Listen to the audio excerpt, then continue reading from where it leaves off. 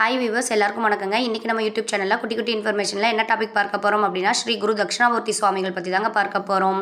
திருவண்ணாமலையாரே மனித ரூபத்தில் தோன்றி திருவாரூர் மண்ணில் தன் புனித பாதம் தோய நடந்த அதிசயம் 250 ஆண்டுகளுக்கு முன்பு நடந்ததுங்க.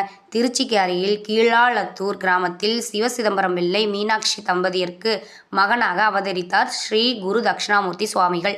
பிறந்ததிலிருந்து குழந்தை பேசவே இல்லை, அழுவதும் இல்லை. பெற்றோர் துயரப்பட்ட நிலையில், ஈசனே ஞானி உருவில் வந்து குழந்தை சலனமற்று இருக்கிறது என்று வருந்த வேண்டாம், சகல புவனங்களும் இயங்க காரணமான மூல பரம்பொருளே இதுதான் என்று கூறி மறைந்தார். ஆண்டுகள் கடந்தன, குழந்தை வளர்ந்தது. தனக்கு பாடம் சொல்லி தந்த ஆசிரியருக்கு முன்கூட்டியே நடக்கவிருப்பதை கூறியது.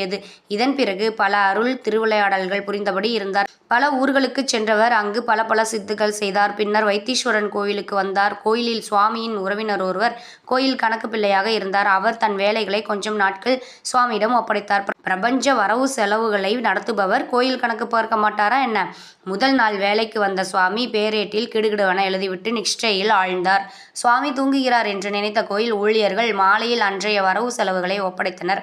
சுவாமி காலையிலேயே தான் பேரேட்டில் எழுதியிருப்பதை காட்ட அப்படியே கணக்கு வழக்குகள் மிக சரியாக இருந்தது. எல்லாரும் வியந்தனர். மறுநாளும் அன்று முழுவதும் என்ன நடக்கும் என்பதை முன்கூட்டியே எழுதி வைத்தார் சுவாமி. முன்கூட்டியே கணிக்கும் சுவாமியின் மகிமை ஊரெல்லாம் பரவியது. சிக்கல் ஊரைச் சேர்ந்த பெரும் வணிகர் பழனியப்ப செட்டியார் சுவாமிக்கு அணுக்கத் தொண்டர். சுவாமிகளுக்கு பணிவிடைகள் செய்தார். தன் பெரும்பகுதி காலத்தை திருவாரூரில் சுவாமிகளுடனேயே கழித்தார்.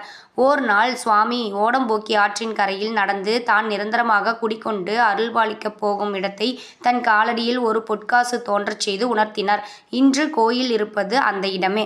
பழனியப்ப செட்டியாரின் பெருமுயற்சியாலும் பக்தர்களின் பங்களிப்பாலும் எழுந்தது கருங்கல்லால் ஆன இந்த ஜீவசமாதி கோயில். 190 ஆண்டுகளுக்கு முன் சுவாமி ஸ்தூல சரீரம் துறந்து சூட்சம சரீரத்துடன் இன்றும் என்றும் அருள் புரிகிறார்.